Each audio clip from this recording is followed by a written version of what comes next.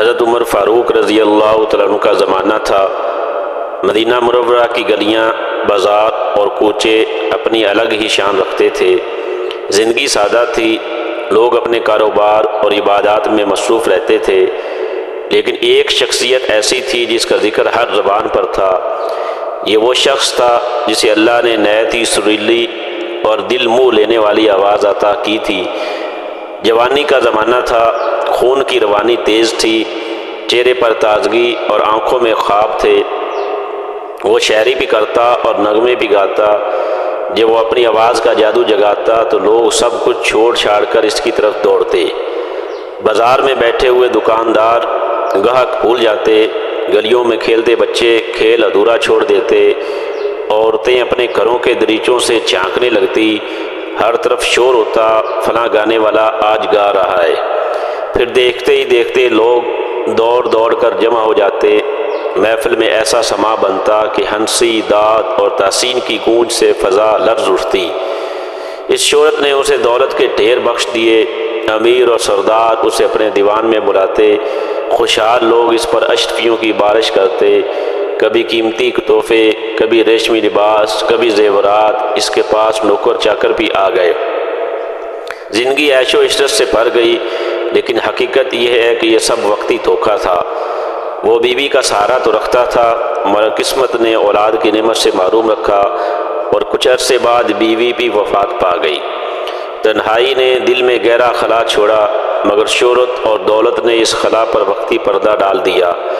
اسے لگا کہ یہ زندگی ہمیشہ یوں ہی رہے گی، آواز کبھی کمزور نہ ہوگی، محفلیں کبھی ختم نہ ہوں گی، دولت کبھی کم نہ ہوگی، لیکن وقت کسی کے لیے نہیں رکتا۔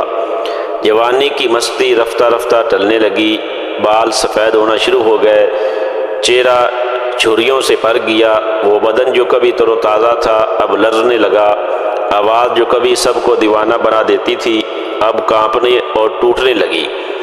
پہلے لوگ نرم لہجے میں کہنے لگے، اب وہ پہلی بات نہیں رہی۔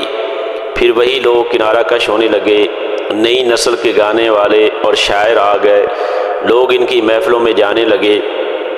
یہاں کبھی دروازے پر بھیڑ لگی رہتی تھی، اب سناٹا چھا گیا، دوست بھی دور ہو گئے، محفلیں اجڑ گئیں۔ کچھ عرصہ تک پرانے مداح کبھی ہمدردی کے طور پر کچھ کھانا یا سکے دے دیتے، لیکن وقت کے ساتھ ساتھ وہ بھی غائب ہو گئے۔ نئی رونقیں نئی فنکاروں کے حصے میں آ گئی اور یہ بوڑھا گانے والا بھوک اور غم کے ساتھ تنہائی میں ڈوب گیا۔ اب حالت یہ ہو گئی کہ کئی دن اس کے پیٹ میں لقمہ نہ جاتا، جسم مزید کمزور ہوتا گیا۔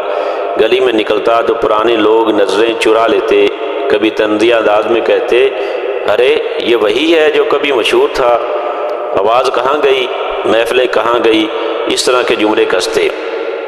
یہ الفاظ اس کے دل کو چیر دیتے، وہ اپنے حال پر روتا، مگر آنسو بھی خشک ہونے لگے۔ ایک رات جب بھوک نے اسے بے حال کر دیا، وہ اپنے کمرے میں اندھیرے میں اکیلا بیٹھا رہا۔ اچانک اس کے ذہن میں ایک منظر چلنے لگا، جوانی کی محفلیں، لوگوں کی داد و دولت کا انبار اور آج کی تنہائی۔ اس نے سوچا، دنیا میں میرا یہ حال ہے، آخرت میں میرا کیا ہوگا؟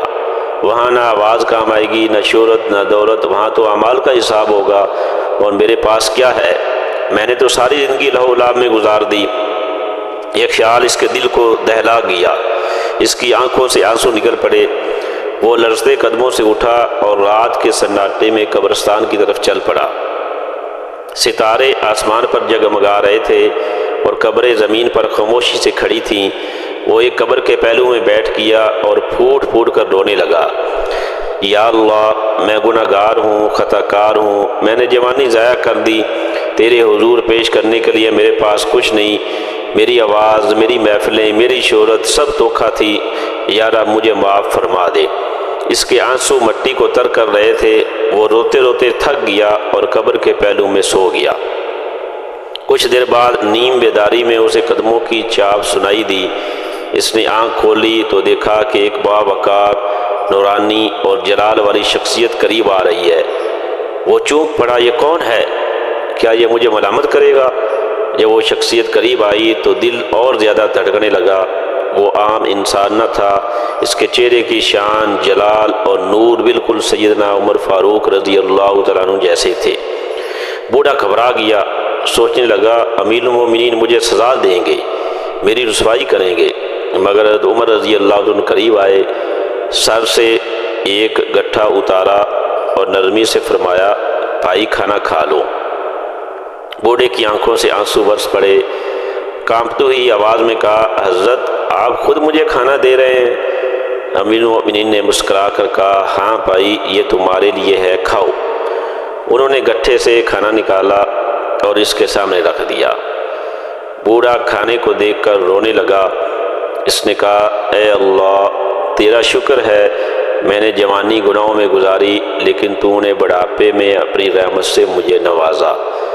وہ کھانا کھانے لگا مگر آنکھوں سے آنسو بہتے رہے، دل میں سکون اتر گیا۔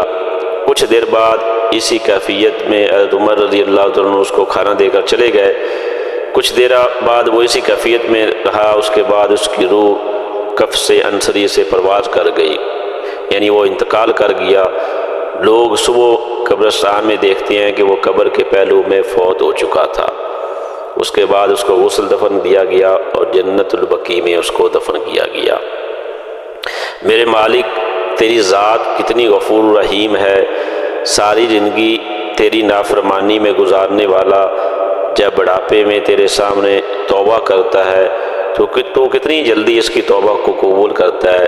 یا ارحم الراحمین، ہم سب اپنی سابقہ خطاؤں سے، اپنے سابقہ گناہوں سے توبہ کرتے ہیں، یا اللہ ہماری توبہ بھی اپنے دربار میں